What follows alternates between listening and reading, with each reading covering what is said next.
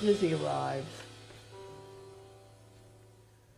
I'm in Palmer's Pet Store in Camden Town, and it's a long time ago.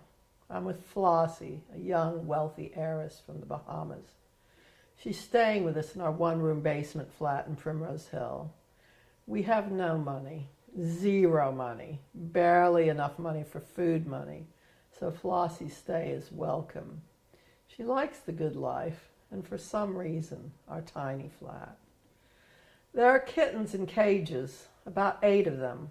Flossie likes the cutesy ones in the top cages, all black and fluffy, hanging out together.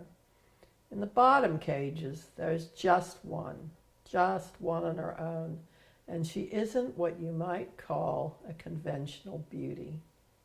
She's long and leggy with black and white splotches, crazy blotches, very random, no matching socks, no matching anything.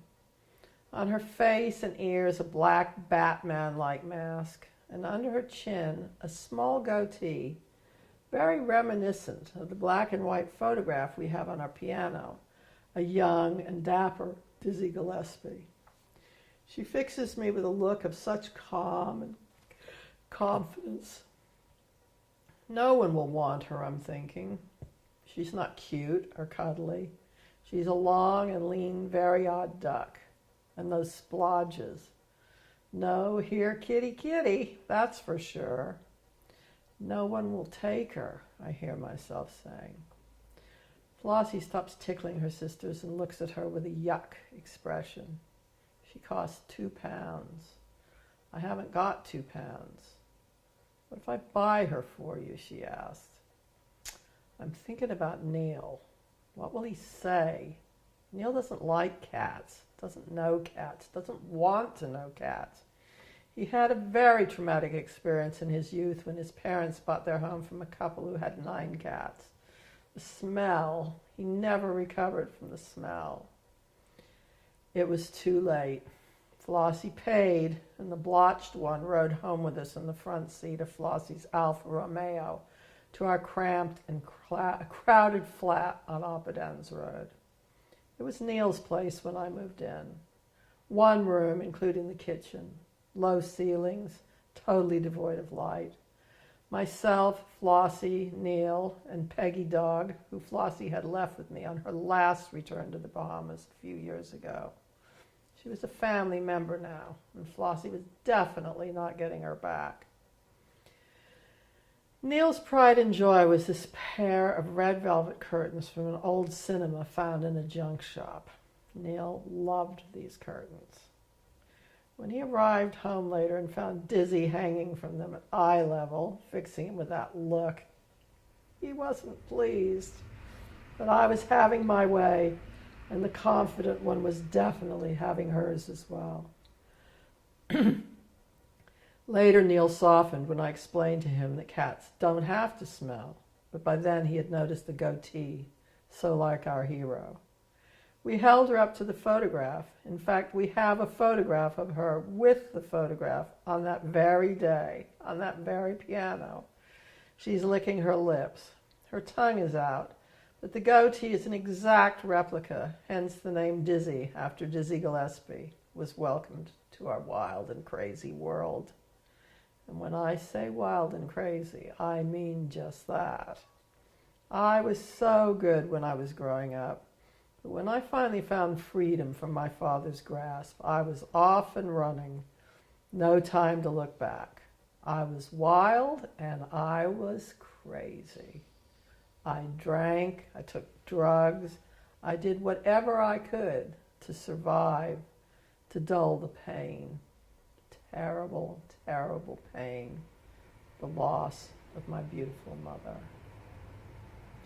Ironically, I'm so clean living now, have been for such a long time, that most people I meet would not believe the Pamela of those wilderness years.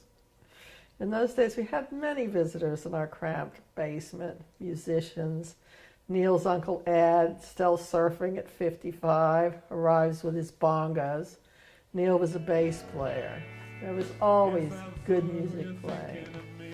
Lots The traveling muses, Dave and Joyce. Dave was Neil's oldest friend, crowded around both ends of the table. The middle seats left little room between the table and the piano. We partied hard, smoked and drank, but on that night, the night Dizzy arrived, lines of the white powder, so often enjoyed by the jazz fraternity, were center stage on the table, when Dizzy the New suddenly leapt up to see what was so interesting.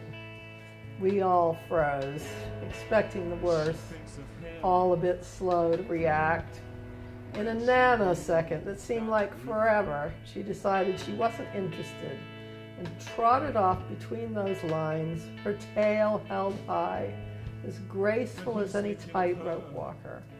Not one line did she disturb, so delicate was her touch, so smooth her stride. "Hey, you chose a good name for that cat. She really is cool," someone said in the midst of much agreement. In retrospect, I'm amazed she survived that night. At one point, she was curled in the brown swivel chair when I saw Big Susie's enormous bottom descend upon her. In an instant, she hadn't seen her, and she just sat down with all her mighty weight. The chair had a bit of padding, but spirit must have been helping her as well. It was more than a near miss, a truly squish. Dizzy emerged unscathed. Much later on, when Dave had needed help to the cab, the doorbell rang. The cab driver was holding up Dizzy, wanting to know if she was ours. We found her in the cab with Dave. More to her sense of adventure than a desire to escape. But I wouldn't have blamed her. I was not the wise and thoughtful carer that I am now. She was the one who taught me how to be. She miraculously survived that first night and hung with us for another 23 years. And while we continued to grow and change, Dizzy remained always, always, always as cool as her namesake.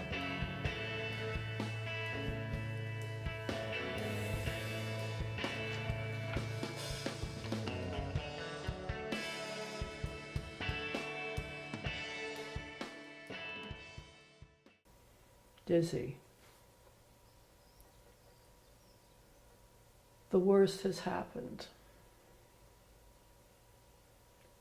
My baby is gone. Majestically, peacefully, and totally without fear or apprehension, she faded away before my eyes. Gone, her soft fur, so gentle under my touch.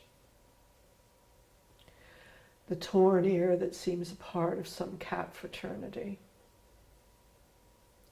No more the soft marshmallow crunch of the duvet under those pinto paws coming round the side, now approaching my chest to stand with me well pinned underneath, staring with eyes barely seeing, eyes that have worn out with the years, the many, many years that she lived.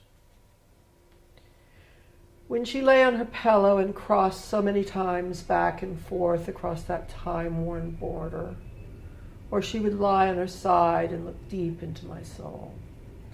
"This is all there is," she would say. "This love is everything, and all that need ever be," as her sides would gently rise and fall, and she would journey into the night. I had known for months. She no longer wanted to lie in the sun. "Wake up," I would say. "Don't you know the sun is shining? Look what you're missing. Such a lovely day."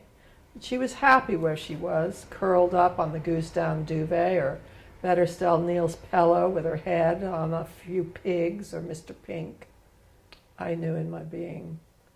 The leaves were falling like in the song, but it was still nice and warm outside. On the day the trainmen came, after the eventful meeting, she sat for us for a while and suffered a few photographs. Most were blurred, but the one we didn't expect told the tale. Somehow magically double exposed at the end of a reel of film, a vision from the other side. And again we knew. Again we knew. If If you want to go, I want you to, though I love you more than life itself, and there are no words to describe how much I will miss you. She got up from the bed, strode across the chair, down under the cardboard box, and went outside, placing herself in the sun. Not quite ready, Mommy, but soon, very soon.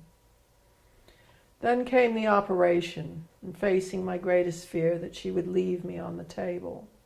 She had no intention of a parting like that, and honored me with purring, even under deepest anesthetic. She was always honoring me, teaching me, nurturing me. It never needed to, and of course, it will never end, for she and I are one, united in love. And then the time came for real, a few weeks later. Too soon, far too soon for me. Just right for her.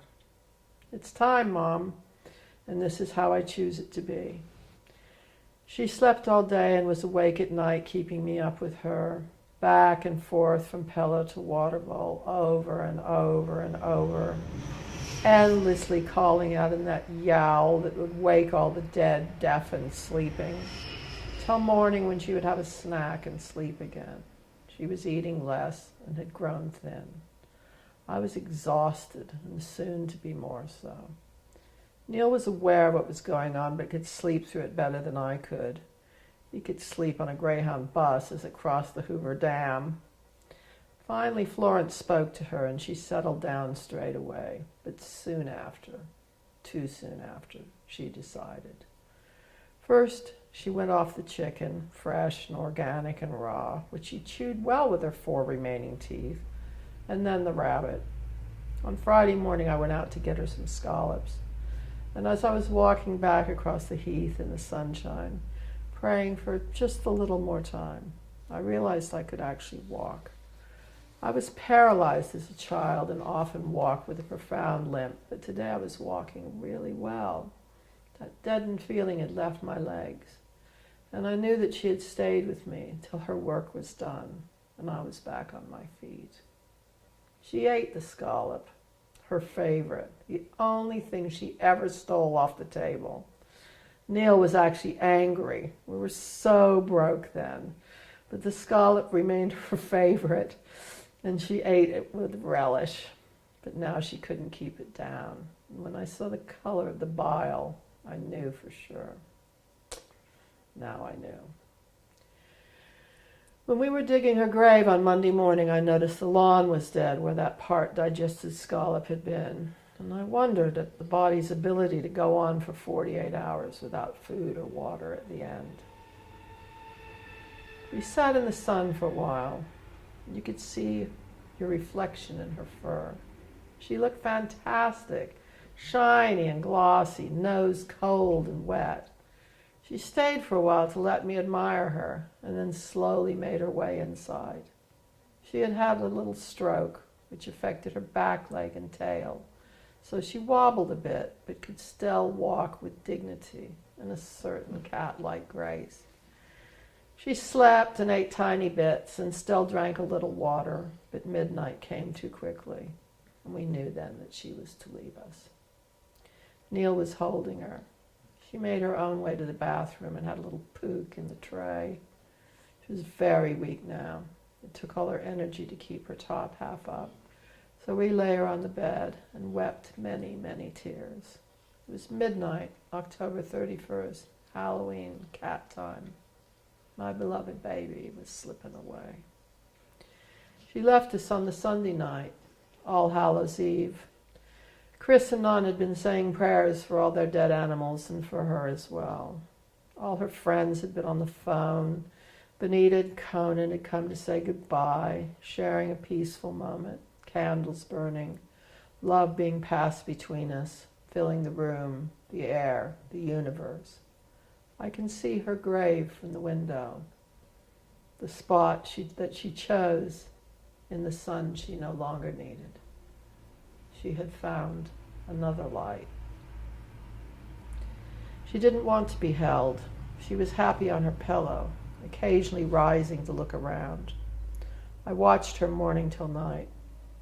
When she did manage to nod off late on Saturday, she fell off the bed. It made such a loud thud. I had scooped her back up on the bed in seconds. She seemed fine. She knew the routine. It wasn't the first time she'd fallen in her sleep. She was so light, like a feather. I could easily lift her with one hand, but always used two for comfort. Plucking her from the floor, I'd gone for speed. She stayed with me all Saturday. She'd be fading, and Neil would call, and she would rally. She clearly wanted us both to enjoy this time together. Saturday was our day. Neil was at work in the market, and she and I would just hang out, snuggled up, my nose in her warm fur. It smelled so nice. Karen was surprised that an old cat could smell so good. She'd eat, do a wee, and then lie nearby and commence purring. Morning was purr time. "Pet me, Mommy," she'd say, while I was fast asleep. My hand would make a half-hearted effort. "No, Mommy, pet me right. Harder on my forehead and face. Pet me till you wake up, and then, and only then, will I settle down and go to sleep." During the last few days, she had been aloof and obviously unhappy, curled up down near the foot of the bed, and no purring, absolutely no purring. It hurt me most to think of her being unhappy and that I would never hear her purr again. "That is what really hurts," I said to Florence on the phone that day.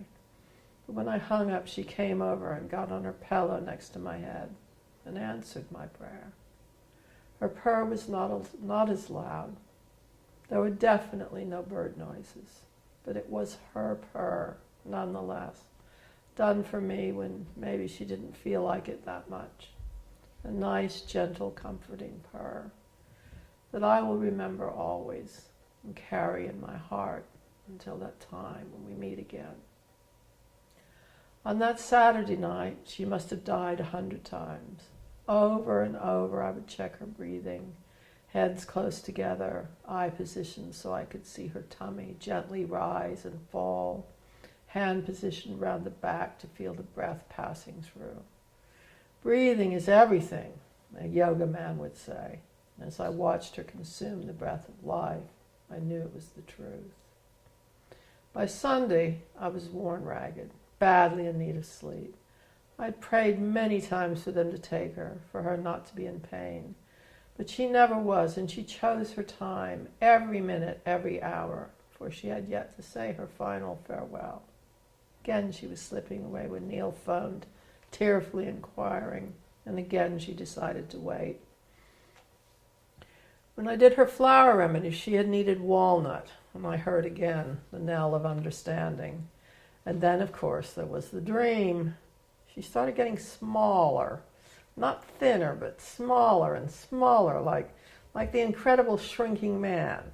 And when she became smaller, she began to lose all her black color until she was completely white and tiny, so tiny you could have worn her in a ring. And I put her in this huge cardboard box so I wouldn't lose her. It didn't have any slits or openings. Alex Baldwin was there, go figure. He was worried by how small she was getting. I wasn't bothered, just amazed by the process. Finally, she turned into this huge butterfly, bright orange.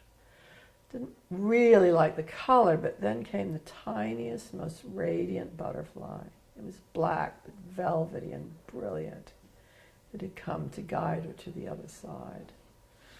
I was grateful for being given this dream. I wished upon wish that I would not have to acknowledge its message.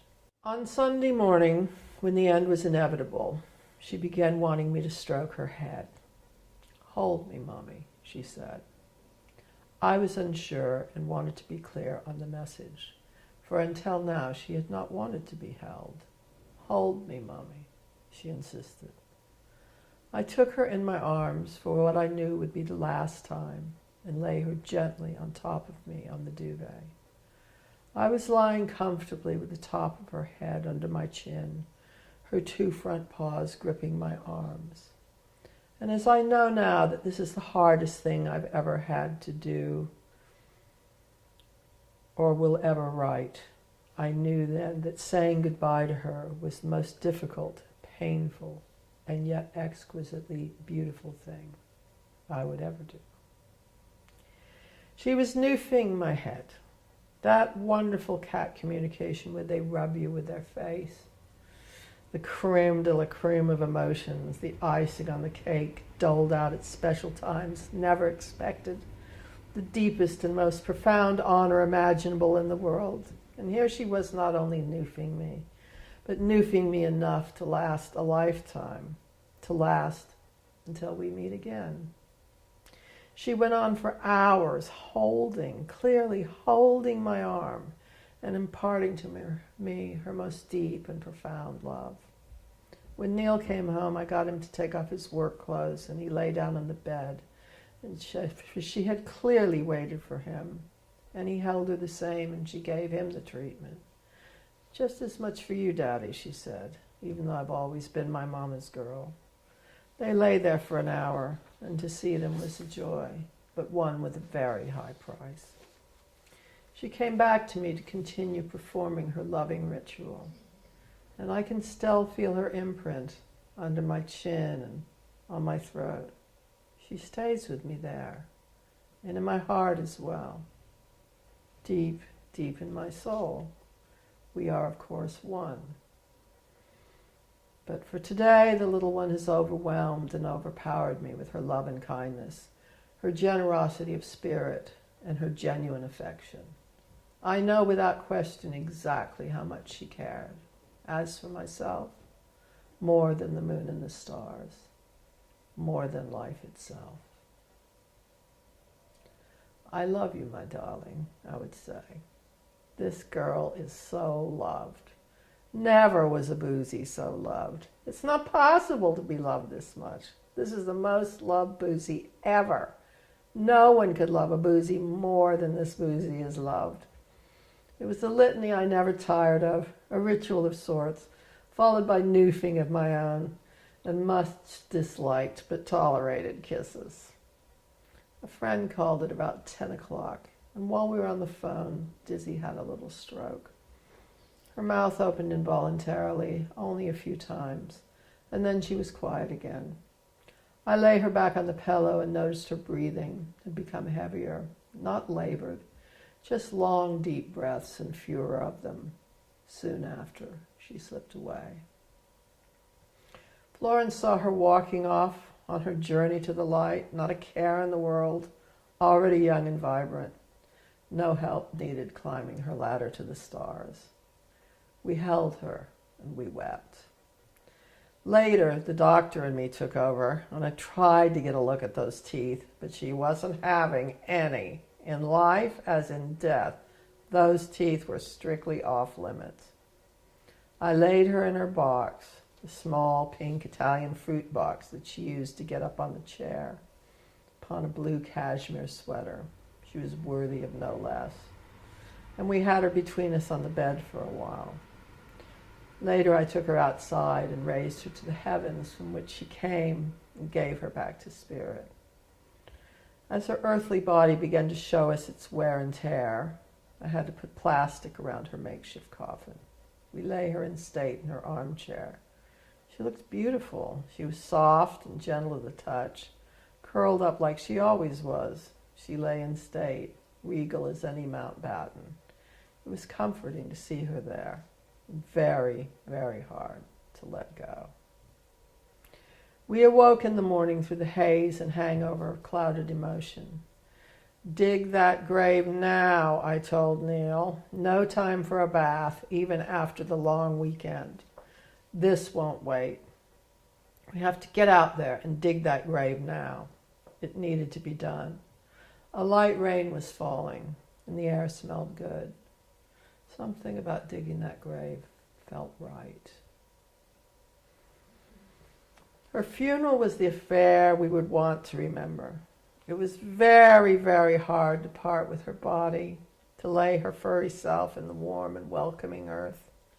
She looked to us so very much like her elderly self, curled up sleeping in her chair, actually lying in state on that blue cashmere sweater in a pink cardboard coffin covered in a polythene shroud.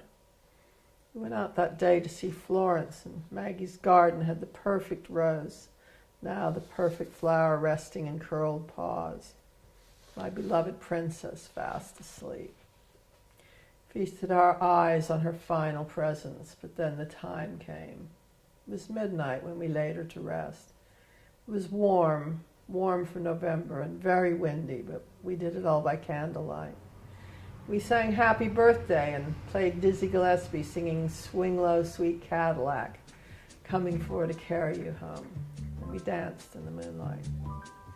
We surround you with crystals to protect you in your sleep.